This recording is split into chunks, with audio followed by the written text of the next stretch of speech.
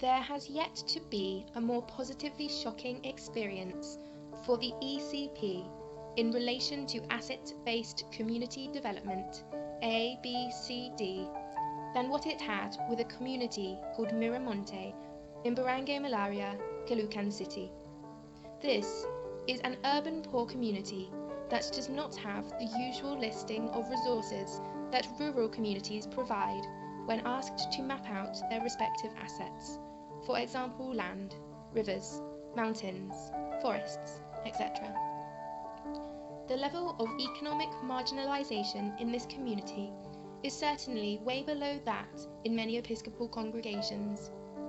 Engagement with this community, which does not have an Episcopal presence, started sometime in 2009 when ABCD was also becoming a subject of interest.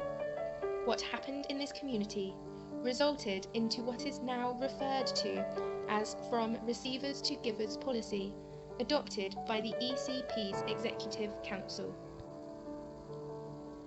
As part of the ABCD process, this community looked into its assets and expressed that there are about 20 women who are experienced sewers and who used to be employed by garment factories.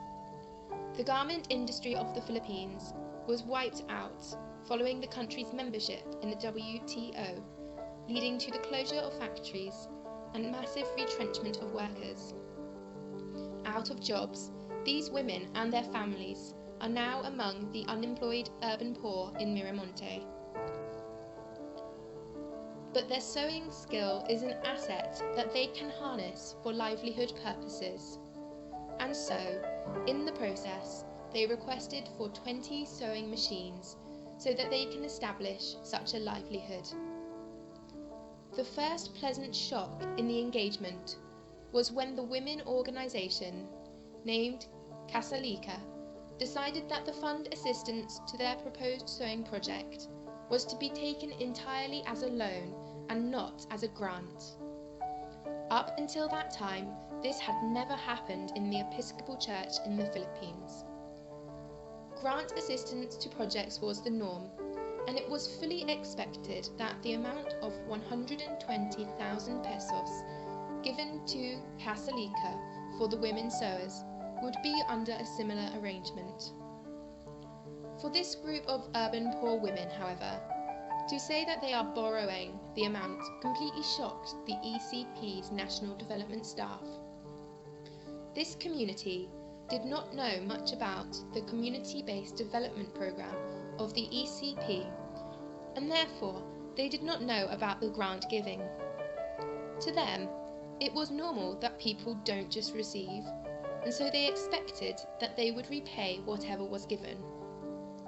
Curious about the outcome of this arrangement, the National Development Office acceded to their request.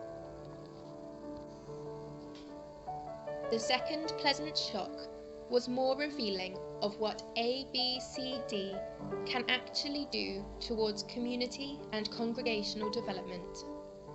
When an Asia-Pacific Regional Conference was held in the Philippines in November 2010, the women sewers of Casalika were engaged to sew the conference bags. When the payment for their labour in the amount of 750 pesos was given, the group came back to the national office, asking to whom they should give back an envelope containing 75 pesos. When asked what this money was for, they replied that it was their Thanksgiving offering for the opportunity given to them to earn. This was repeated when the group was engaged to sew the bags for the Provincial Synod in May 2011. Upon receipt of the labour payment of 5,000 pesos, they gave 10% of it as a Thanksgiving offering.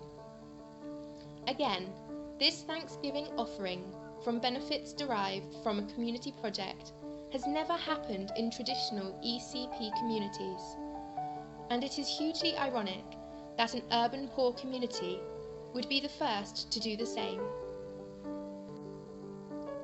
Despite the request of the community, the ECP did not consider the funding arrangement with Casalika as a loan. Instead, The experience gave birth to what is now known in the Church as Receivers to Givers policy. Under this policy, communities receiving external grants to support their respective projects are enabled to eventually give back and pass on what they received, so that, from being erstwhile receivers, they in time also become givers. What these communities give back are not paid as a loan to the ECP development programme, which the latter can then use for any purpose. Rather, this payment must go to another development project. What the women sewers in Miramonte have paid back was then passed on to other groups in the same community for similar livelihood initiatives. What has happened in Miramonte has spread to another neighbouring community called Sapilara and consists of a continuing spiral of receiving, giving back and passing on, the same spiral that has been set off in the entire ECP today.